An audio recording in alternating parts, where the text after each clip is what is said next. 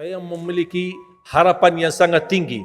InsyaAllah Indonesia, sepanjang apapun kegelapan kezaliman, sepanjang apapun kehilangan keadilan, InsyaAllah akan datang satu saat terbitnya matahari adil. Dan InsyaAllah Indonesia akan menjadi negara Al-Quran. Saya bisa meyakinkan gitu karena saya telah merasakan bagaimana di Turki. Turki negara sekuler yang ratusan tahun serangi Islam, ratusan tahun menabaikan Islam, tidak boleh kumandangkan azan dalam bahasa Arab, tidak boleh ada rumah tahfiz, tidak boleh ada pesantren, tidak boleh belajar agama, tidak diberikan anak-anak kita bisa belajar dengan sendirinya Al-Quran. Semuanya dilarang dengan keras, bahkan terancam orang-orang yang melanggar aturan itu.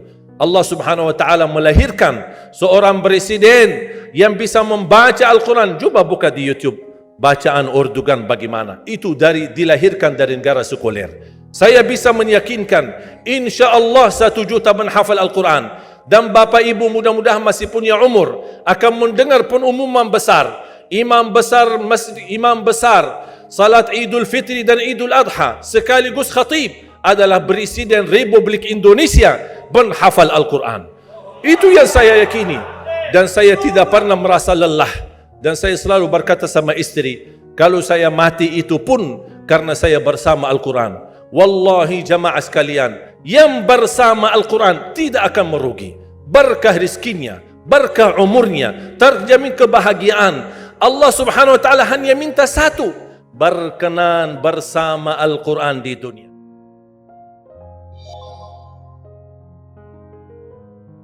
Para jamaah sekalian yang dimuliakan Allah Subhanahu wa taala, khususnya semua keluarga besar pengurus Masjid Raya Kebayoran di Desen yang insyaAllah semoga segala aktivitas dan amal ibadahnya di masjid ini diterima di sisi Allah Subhanahu wa taala. Ada banyak sahabat saya, mohon maaf saya tidak sebut satu persatu, berasatiz, para da'i, semoga semua yang hadir tanpa mengurangi rasa hormat. Sama-sama kita dimuliakan dan bersama-sama insya-Allah di dalam surga Allah Subhanahu wa taala.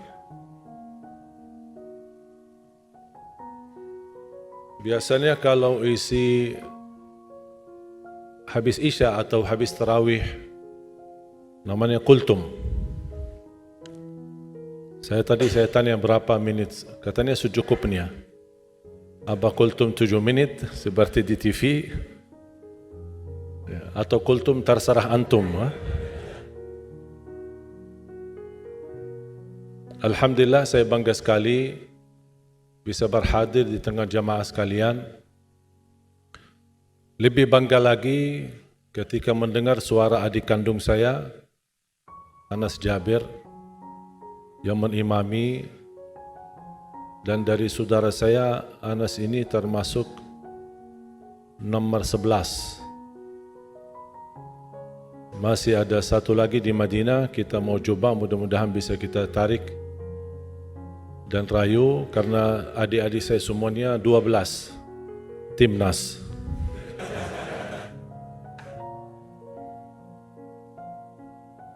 Walaupun dari keluarga penghafal Al-Quran atau adik-adik saya, tetapi dari orang tua belum hafal Quran di masa kita mulai hafal. Ibu saya masih sampai usia 40 tahun buta huruf, tidak bisa baca Quran. Ayah saya belajar sampai kelas 3 SD. Walaupun di luar keluarga, tapi dekat, seperti paman saya adalah salah satu imam besar Masjidil Haram, makanya kita berikan nama yayasan atas nama beliau, Syekh Ali Jabir. Dan itu pun saya dapat nama ini panggilan karena saya belajar sama guru paman saya dan gurunya Syekh Muhammad Ayub, gurunya para imam-imam di Masjid Nabawi di Masjidil Haram, Syekh Khalil bin Abdurrahman Al-Qari rahimahullah, yang baru beberapa bulan lalu meninggal dunia. Dan beliau dikenal Ustadzul A'immah. Pasti yang belajar sama beliau pasti jadi imam. Anak beliau satu imam besar Masjid Quba, yang satu lagi imam besar Masjid Qiblatain, yang satu lagi imam Masjid Miqat. Dan imam Masjid Quba dan Qiblatain alhamdulillah dapat anugerah mereka sempat mengimami salat tarawih di Masjid Nabawi. Dan ketika dua anak beliau dipanggil menjadi imam di Masjid Nabawi, baru saja beliau meninggal dunia. Kira-kira gimana perasaan kebanggaan seorang guru? Muridnya yang paling pertama jadi imam besar Masjidil Haram itu Syekh Ali Jabir rahimahullah. Murid yang kedua jadi imam besar Masjid Nabawi Syekh Muhammad Ayub. Dan dua anaknya juga berkesempatan menimami tarawih di Masjid Nabawi. Baru beliau meninggal dunia. Dan ketika sebelum beliau wafat, saya berkesempatan umrah. Dan saya sudah sempat undang beliau ke Indonesia. Dan beliau berkata, saya optimis dan memiliki harapan yang sangat tinggi terhadap Indonesia. Kalau Indonesia, kalau Makkah dan Madinah sumber kedatangan Islam dan turunnya Islam di sana, kata beliau, insya Allah Indonesia menjadi pusatnya bangkitnya Islam untuk dunia. Dan beliau sering mentugaskan dan tidak boleh merasa lelah atau capek untuk mencetak sebanyak-banyaknya dan menghafal Al-Quran. Dan saya belajar sama beliau ketika saya sudah khatam dan hafal 30 juz. Saya merasa diri sudah hebat. Ketika saya berkesempatan, saya 6 bulan berturut-turut minta kesempatan untuk belajar sama beliau.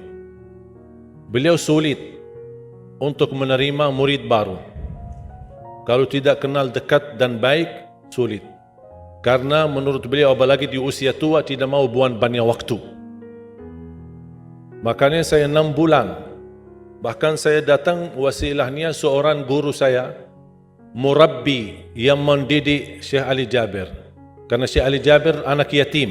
Ketika meninggal, sebelum meninggal bapaknya, Syekh Ali Jabir di masa kecilnya diserahkan kepada Syekh Rahmatullah Qari.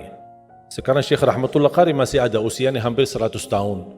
Masih ada di Madinah.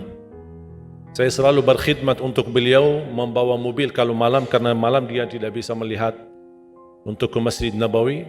Saya sempat sampaikan melalui beliau, izinkan saya bisa belajar sama Syekh Khalil. Ya udah, nanti saya hantarkan. Begitu diantarkan dan beliau menyambut dan membaca dan minta saya baca suratul Fatihah. Saya merasa diri sudah hafal, sudah hebat, sudah belajar banyak. Ternyata saya tidak lupa, beliau di dalam suratul Fatihah menegur saya lebih dari 36 kali dalam bacaannya. Mulai dari a'udzu, a'udza, ba, sya, syai, ta. Membuat saya semangat, bukan putus asa. Mau belajar dari nol, tak apa-apa. Anggap saya masih bodoh. Memang semakin banyak belajar, semakin tahu diri bodoh. Kata beliau, ya udah besok aja. Datang besok tidak memberikan luang lagi. Lusa, ketemu di Masjid Nabawi, kadang ketemu di jalan. Saya hanya begitu, ketemu beliau, hampir langsung cium tangan beliau. Kalau beliau pun izinkan saya cium kakinya, saya mau cium kakinya. Seorang yang telah melahirkan banyak penghafal Al-Quran dan menjadi favorit dunia para penghafal Al-Quran dari beliau. Dan subhanallah, salah satu nasihat dari seorang guru dan ulama ketika saya menyampaikan, saya sudah 6 bulan berturut-turut merayu, berusaha, datangin, tapi belum diberikan kesempatan. Saya pas antar Syekh Rahmatullah ke Masjid Nabawi. Kata beliau, ini kan masih waktu untuk azan Isya. Coba kita masuk lewat Babur Rahmah, sekalian salam kepada Rasulullah SAW. Ziarah lewat makam Rasulullah SAW. Assalamualaikum ayuhan Nabi wa rahmatullahi wa barakatuh. Dan kami belajar, selepas bersalam kepada Rasulullah SAW dan dua para sahabat, boleh berdoa menghadap kiblah, bukan menghadap makam. Ketika kami berdoa, kami dapat belajar salah satu doa yang dikabulkan sesudah ziarah Nabi Muhammad SAW. Habis bersalam kepada Rasulullah SAW dan dua sahabat. Saya menghadap kiblat dan menyampaikan hajatku, ya Allah, bukakan hatilah seorang guru yang saya berkeinginan sekali untuk bisa belajar sama beliau. Kemudian saya dibawa sama Syekh Rahmatullah dan salat di area di bagian haram baru yang tausiah, tidak masuk ke bagian haram yang lama. Dan subhanallah, ketika saya ingat persis Syekh Hudhaifi yang salat Isya, saya berdiri, Syekh Rahmatullah di sebelah kanan saya. Tiba-tiba pas kita mulai salat, di samping saya datang salat Syekh Khalil sendiri. Di usia tua beliau, bisa dikatakan cukup atau jarang ke masjid karena dari segi fisik, dan sangat mengganggu kalau dia turun, kalau orang ini bertemu ributlah, kasihan. Akhirnya dia, karena posisi rumahnya di salah satu rumah-rumah wakaf yang dibangun oleh pemerintah, bagian Masjid Nabawi ada di sebelahnya Masjidul Haram. Sekarang sudah tidak ada, sudah dihabiskan karena perluasan Masjid Nabawi. Subhanallah, tiba-tiba beliau datang di samping saya. Begitu saya rasa beliau ada di samping saya, wallahi jamaah sekalian, sepanjang salat saya nangis.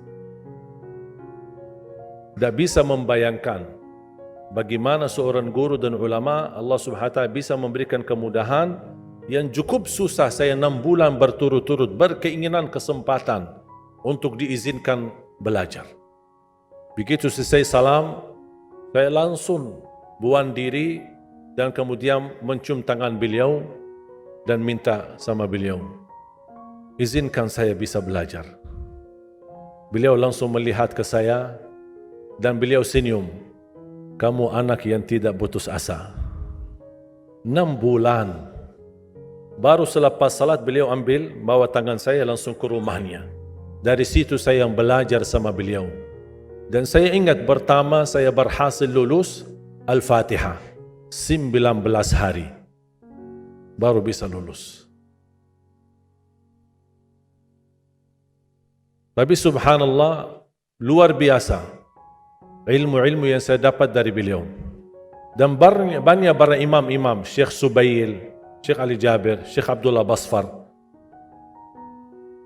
Syekh Sudais sempat belajar sama beliau tapi tidak lama. Kemudian Syekh Abdullah Salih Al-Husayn, Ketua Umum Masjid Al-Haram dan Masjid Nabawi, rahimahullah. Banyak murid beliau di Yaman, banyak murid beliau. Syekh Ibrahim Al-Akhdar juga termasuk murid beliau. Dan Dr. Ahsan Sokha sangat kenal baik dengan Syekh Khalil Rahman Al-Qari. Dan saya belajar sama beliau dan saya berusaha praktik apa yang selama ini kami belajari. 5 tahap. Makanya program hafal Al-Quran dan mencetak 1 juta memang target yang cukup lama. Tapi saya selalu berdoa, ya Allah jangan cabut nyawa saya sampai terwujud cita-cita ini. Yang pertama, memperbaiki bacaan. Yang kedua, menyempurnakan huruf, termasuk cara lafaznya huruf. Yang ketiga, menguatkan murajaahnya, karena hafal tanpa murajaah tidak bisa. Yang keempat, menindahkan suara. Suara pun, walaupun anda memiliki suara, membuat orang lain pusing dan sakit kepala, tidak apa-apa. InsyaAllah ada cara-cara, tata cara untuk membaguskan suara tersebut. Terus yang kelima, itu yang menjadi target utama yang saya kejar. Dan sampai titik ini masih saya belajar untuk menyempurnakan bagaimana bisa belajar dan baca Al-Quran sesuai bacaan Nabi Muhammad SAW. Di dalam salat maupun di luar salat. Makanya ketika kita membaca dalam hadis ketika cara salat malam Rasulullah SAW sampai 700 ayat, Al-Baqarah, Ali Imran, An-Nisa, baru rakaat. Dan di setiap ayat ada ampunan, memohon ampun. Setiap ada ayat sambutannya surga, Rasul berhenti dan memohon surga.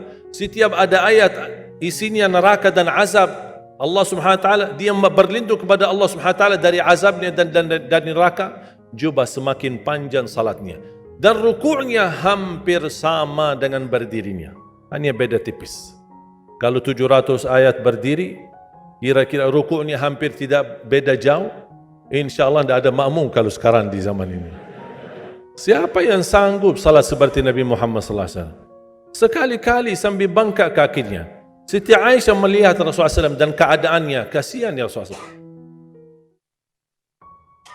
Kenapa membuat dirimu seperti ini? Wa qad ghafarallahu laka ma taqaddama min dhanbik. Sudah diampuni segala dosa.